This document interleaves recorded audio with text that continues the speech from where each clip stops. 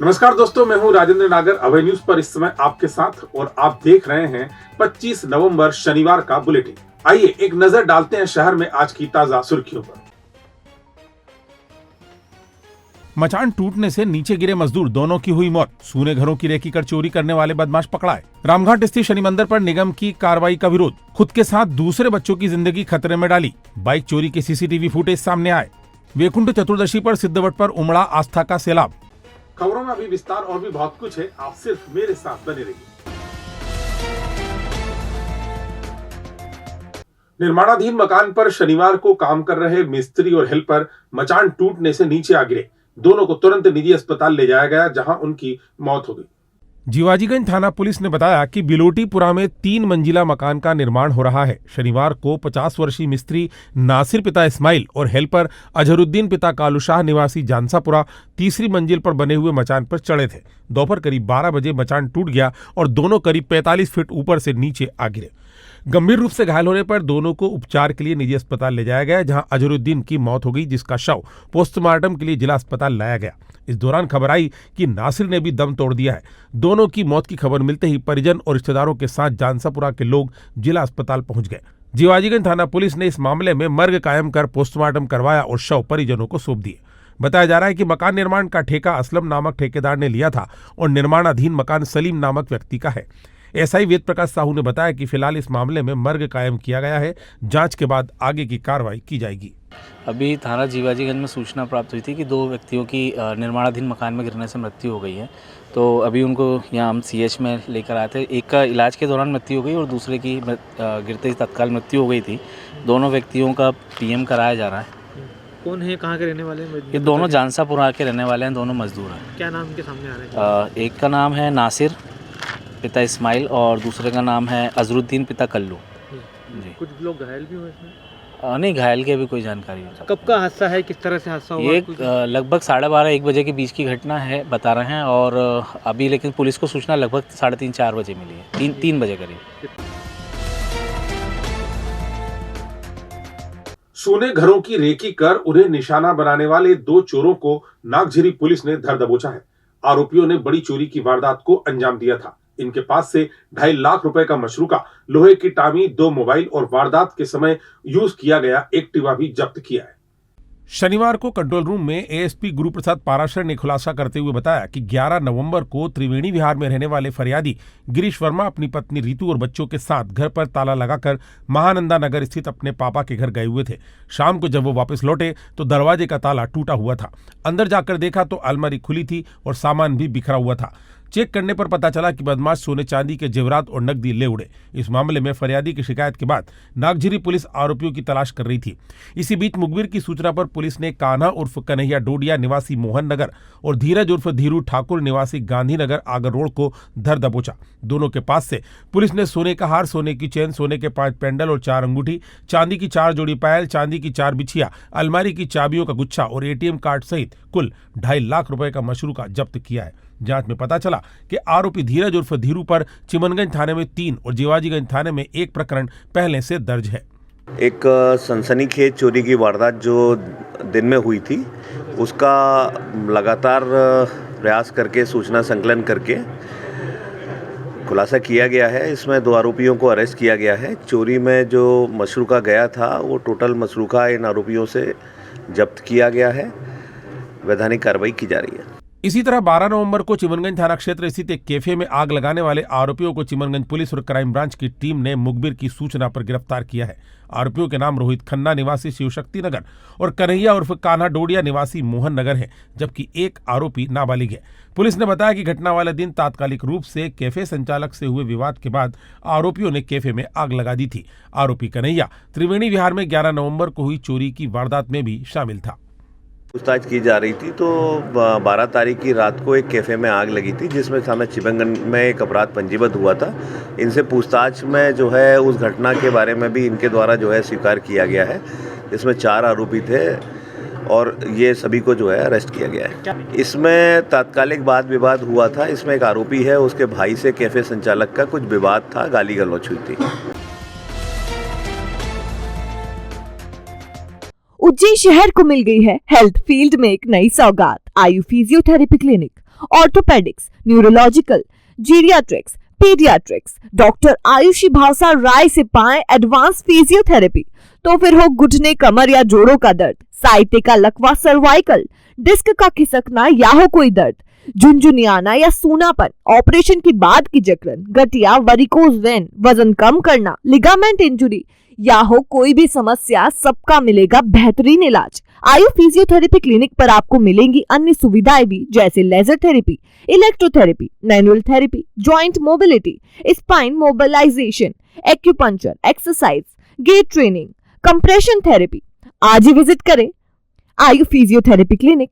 हमारा पता 13 गोला मंडी गुरु मंदिर के पास, माहेश्वरी धर्मशाला के सामने। संपर्क 7354881990। समय सुबह 9 से रात 9 बजे तक। अवैध निर्माण की शिकायत के बाद शनिवार को दोपहर रामघाट पर छोटी पुलिया के समीप स्थित शनि मंदिर पर कार्रवाई करने पहुंची नगर निगम की टीम को आक्रोश का सामना करना पड़ा। इस मामले में हिंदूवादी संगठन के हस्तक्षेप के बाद कार्रवाई रोक दी गई।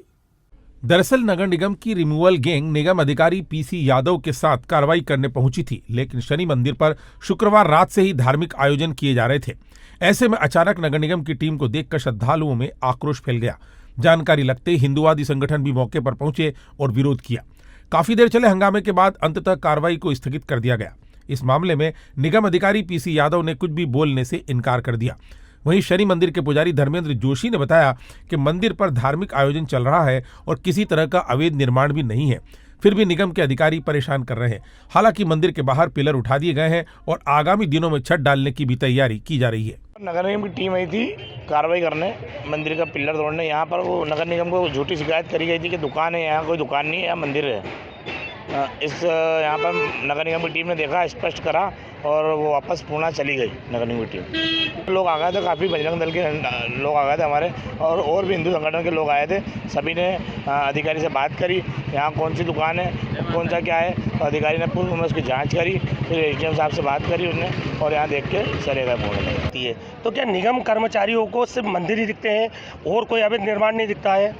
पुलिस प्रशासन हमेशा मंदिर के आसपास का अतिक्रमण हटाता है।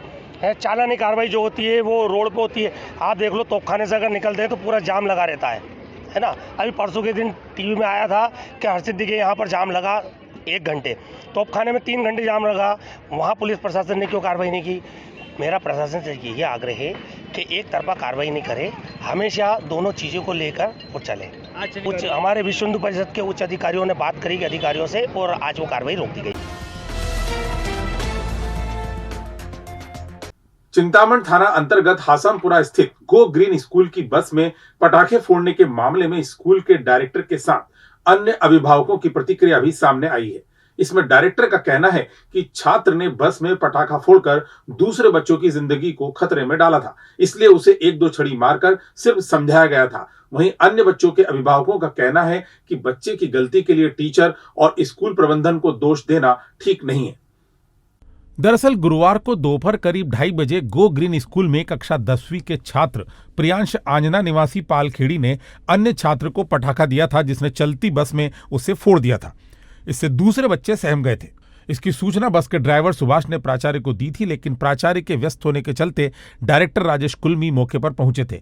उन्होंने अन्य बच्चों से पटाखे फोड़ने के संबंध में जानकारी ली तो उन्होंने प्रियांश का नाम लिया, जिसके बाद उसे डायरेक्टर कुलमी ने 1-2 छड़ी मारी ताकि भविष्य में वह इस तरह से दोबारा बच्चों की जिंदगी को खतरे में न डाले। इसके बाद छात्र डायरेक्टर कुलमी से अभद्रता करने पर उतर आया। इस दौरान कुलमी ने उसके परिजनों से भी संपर्क करना चाहा, लेकिन मोबाइल नहीं लगा। कुलमी ने दौड़ा-दौड़ाकर मारने की बात को सरासर गलत बताया और कहा कि सुबह भी स्कूल में प्रियांश ने पटाखा छोड़ा था, तब उसे समझाकर छोड़ दिया गया था। बस में पटाखा फोड़ने से दुर्घटना भी हो सकती थी, इसलिए उसे समझाना जरूरी था। इधर अन्य बच्चों के अभिभावकों में इस घटना को लेकर रोष है। उनका कहना है कि 10वीं कक्षा के छात्र की ऐसी हरकत क्षमा योग्य नहीं है। टीचर ने जो किया वो सही है, ताकि भविष्य में वह दोबारा ऐसा नहीं करे। अभी जो घटना तात्कालिक रूप से घटी, उस घटना के विषय में मुझे सिर्फ इतना सा कहना है, बच्चे को समझाइश और सांकेतिक रूप से मारा गया। उद्दंडता के कारण उसे थोड़ा सा ज़्यादा लग गई होगी। इसके लिए मैं उसको प्रेशर में लेकर के सामने वाले ने मुझे ऊपर दबाव डालना शुरू किया कि ये गलत है। लेकिन मैं ये कह रहा हूँ कि यह चीज़ जो है वह सिंपल है कि मैंने उसे सुधार के लिए ही, समझाइश के लिए ही दिया। थोड़े देने मैंने उससे पूछा तो उसने, उसका जो कहना था वो साफ सुथरा था कि सर मैं नहीं लेकर के आया था, प्रियांश भैया बम लेकर के आए थे, अश्विन भैया बम लेकर के आए थे। मैंने उसे, उसके पेरेंट को फ़ोन किया, उनको बात की तो छोटे बच्चे के पेरेंट ने साफ सुथरे शब्दों में कहा सर इसको बहुत मारो, इसने बहुत गलत हरकत की है, बहुत मारो और इसको स्कूल ले जाओ वापस, मैं उसे स्कूल लेने आऊँगा। मैंने कहा नहीं सर, आप इतनी अच्छी बात कर रहे हैं और ये स्पीकर पे फ़ोन है, बच्चा सुन रहा है, तो मैंने ये चीज़ बच्चे के सामने रख दी है, मैं इसको 2 स्टिक टिकाता हूँ सांकेतिक रूप से और इसको मैं बस में ही वापस भेज रहा हूँ। तत्पश्चात फिर मैंने जिसने गलत सिखाया, गलत किया, उस बच्चे के पेरेंट को फ़ोन लगाया, उनका फ़ोन स्विच ऑफ था। फिर मैंने उसी से डायरेक्ट बात की और मैंने कहा जब मैं छोटे बच्चों को इसी पनिशमेंट के लिए मार रहा हूँ तो तुझे ऐसे नहीं छोड़ सकता हूँ, और मेरे लिए, मेरी नज़र में ये 40 बच्चे जो हैं मुझे जिस तरीके से देख रहे हैं, मेरा इनके प्रति भी कोई जिम्मेवारी बनती है, ये सोच करके मैंने उसको टिकाई वापस से। लेकिन उसके ईगो को हर्ट हुआ, उसने मेरे साथ उसी समय बदतमीजी की, उसने मुझे बहुत रोकना चाहा तो मैंने बदतमीजी करके कहा मैं आपको देख लूँगा। तब मैंने उसको 2-3 और मारी और उसके बाद ड्राइवर को कहा, मैंने कहा आप इसको बिठा और स्कूल बस से घर। गोगरेन स्कूल में जो ये घटना घटी है, जो स्टूडेंट ने बस के अंदर जो पटाखा जलाया था, उसमें सर ने अगर उसको कुछ बोला है तो उसके लिए पेरेंट्स को, ना कि सर को कुछ बोलने के बजाय बच्चे को समझाना चाहिए कि बच्चे ऐसी गलती नहीं करना चाहिए। आज बस के अंदर कितने सारे बच्चे थे, अगर कुछ हो जाता, कुछ बड़ा हादसा हो जाता तो इसके ज़िम्मेदार आप स्कूल वाले को ही मानते। सर ने अगर कुछ पनिशमेंट दिया है तो उसके लिए बच्चे को ही समझाना चाहिए, ना कि बच्चे के पेरेंट्स को थाने में जाके इस तरह की कार्रवाई करनी चाहिए। महाकाल की नगरी उज्जैन में दीपावली के शुभ अवसर पर महालोक ढाबा लाया है आपके अपनों के लिए शुद्ध और शाकाहारी व्यंजनों की विशाल श्रृंखला। सुबह के नाश्ते से लेकर रात के डिनर तक स्पेशल शेफ द्वारा निर्मित शुद्ध शाकाहारी व्यंजनों का लुत्फ उठाने चले आइए। महालोक ढाबा, जहां मिलेगा आपको Italian, Chinese, Indian, Gujarati, Punjabi सभी तरह के फूड। करनी हो birthday party, kitty party, conference या हो विवाह समारोह, आपके हर स्पेशल ओकेजन के लिए है हमारे पास उपयुक्त जगह। तो चले आइए महालोक ढाबा, एक बार सेवा का अवसर जरूर दें। हमारा पता महालोक ढाबा, शनि मंदिर से कुछ ही दूरी पर, Indore road, Ujjain. RD Gardi medical college की पार्किंग से शुक्रवार को सुबह चोरी हुई बाइक के सीसीटीवी फुटेज शनिवार को सामने आए। इसमें एक अज्ञात शख्स बाइक चलाकर ले जाता हुआ दिखाई दे रहा है। इस मामले में चिमनगंज पुलिस ने प्रकरण दर्ज किया है। दरअसल नागदा तहसील के ग्राम पिपलोदा बागला का रहने वाला दीपक राठौर अपनी पत्नी की सोनोग्राफी के लिए शुक्रवार सुबह आरडी गार्डी हॉस्पिटल आया था। फोटोकॉपी करवाने के बाद वह पार्किंग में बाइक खड़ी कर अंदर गया और जब लौटा तो बाइक जगह पर नहीं थी। उसने आसपास तलाश किया लेकिन कुछ पता नहीं चला। इसके बाद उसने सीसीटीवी कैमरे चेक किए तो एक बदमाश बाइक ले जाता हुआ दिखाई दे रहा है। इस मामले में चिमनगंज पुलिस प्रकरण दर्ज कर वाहन चोर की तलाश कर रही है। जी, हमने थाने में दर्ज करवा दी है। 24 घंटे के बाद में थाने में दर्ज करवा दी और अभी जो सीसीटीवी फुटेज बताई है वो अभी हमने निकलवाई है। कुछ सीसीटीवी फुटेज दिख रहा है, कोई पहचान में आ रहा है? नहीं सर, वो पहचान में तो नहीं आ रहा है, लेकिन अनजान व्यक्ति है वो जो हमारी गाड़ी लेके जा रहा है। ये सर कल की है, 12:02:28 की बात है। अगर है खाने के शौकीन तो चले आइए new Punjabi Tadka veg and non veg restaurant, शहर के मध्य फुल फैमिली रेस्टोरेंट। वेज और नॉन वेज के स्पेशल कॉम्बो पैकेज के साथ पंजाबी तड़का रेस्टोरेंट लाया है आपके लिए नॉन वेज की विशाल श्रृंखला। स्पेशल शेफ के द्वारा निर्मित नॉन वेज की विभिन्न वैरायटी, तो लुफ्त उठाइए स्वादिष्ट भोजन का अपनी फैमिली के साथ, वेज और नॉन वेज का। हमारा पता न्यू पंजाबी तड़का, C21 मॉल, नानाखेड़ा, उज्जैन। संपर्क करें 9754349101। कार्तिक मास की वैकुंठ चतुर्दशी पर शनिवार को सिद्धवट पर आस्था का सैलाब उमड़ पड़ा। श्रद्धालुओं ने शिप्रा में डुबकी लगाकर अपने पितरों के निमित्त तर्पण एवं पिंडदान किया। इसके अलावा भगवान सिद्धवट को दूध भी चढ़ाया। यह क्रम दिन भर जारी रहा। दरअसल कार्तिक मास को बेहद पुण्य महीना माना जाता है। कहा जाता है कि कार्तिक मास में जो भी आस्था के साथ भगवान नारायण का पूजन करता है उसकी सभी मनोकामनाएं पूर्ण होती है। इसी के चलते वैकुंठ चतुर्दशी पर शनिवार को सिद्धवट के अलावा रामघाट व अन्य घाटों पर भी श्रद्धालुओं की काफी भीड़ रही। उन्होंने मोक्षदायिनी मां शिप्रा में आस्था की डुबकी लगाई और भगवान का पूजन किया। ये मुख्य स्थान है सिद्धवट। पार्वती माता ने इस वट का रोपण किया है। यह वट वृक्ष पितरों के लिए पूजित है। यहाँ पर पितरों की शांति के लिए दूध चढ़ाते हैं, जिससे अपने पितरों का मोक्ष होता है। और कल यहाँ वैकुंठ चतुर्दशी है, जिस दिन यहाँ पर अधिक से अधिक संख्या में लोग आते हैं अपने पितरों के मोक्ष के लिए। और वैकुंठ चतुर्दशी के दिन अपने पितरों के लिए पूजन करने से अपने पितरों को वैकुंठ में स्थान मिलता है। इसीलिए लोग अधिक से अधिक संख्या में यहाँ आकर दूध भगवान को, सिद्धनाथ महाराज को दूध अर्पण करते हैं और पितरों के मोक्ष की प्रार्थना करते हैं। और अब खबरें दे दनादन। नागझिरी में शनिवार को सुबह करीब 8 बजे मुर्गों से लदा वाहन अनियंत्रित होकर डिवाइडर पर चढ़ गया। इतना ही नहीं, वह डिवाइडर पर रखे गमलों को तोड़ते हुए बिजली के पोल में जा घुसा। गनीमत रही कि इस हादसे में कोई जनहानि नहीं हुई है। हालांकि मामला नागझिरी थाने तक नहीं पहुंचा। शनिवार तड़के भगवान महाकाल की भस्म आरती में भागवत मर्मज्ञ जया किशोरी शामिल हुई। उन्होंने नंदी हाल में बैठकर भगवान की आरती देखी।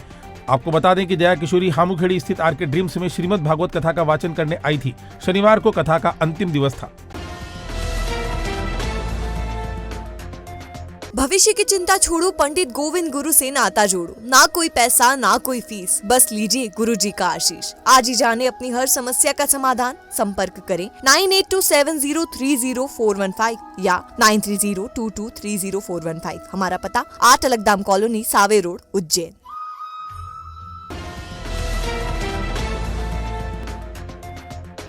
तो ये थी आज की ताजा खबरें। कल फिर इसी समय आपसे मुलाकात होगी। तब तक के लिए नमस्कार।